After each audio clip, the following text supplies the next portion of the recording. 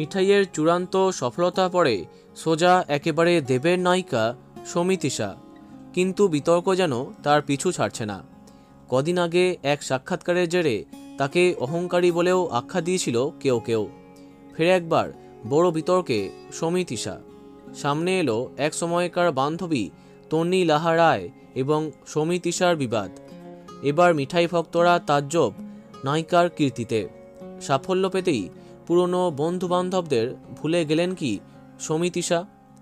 সমিতিশার নতুন জার্নিতে একমাত্র উদয় প্রতাপ ছাড়া আর কেউ শুভেচ্ছা পাঠাননি। কিন্তু কেন? এর মাঝেই বোমা ফাটিয়েছেন তোষা মানে অভিনেত্রী তন্নি লাহা। কারো নাম না করেই রবিবার ইনস্টাগ্রামে তন্নি লেখেন, প্রিয় অভিনেতা অভিনেত্রী, যখন প্রয়োজন ছিল ফলো করেছিলেন, এখন অনেক দূরে পৌঁছে যাওয়াতে আনফলো করে দেওয়া, পোস্টে আনকোল্যাব করে দেওয়া, আরও অনেক দূর পৌঁছান। জানি নিজের প্রোফাইল নিজের ইচ্ছে, তাহলে এত বছর ফলো করে রেখেছিলেন কেন? কোল্যাব করে রেখেছিলেন কেন?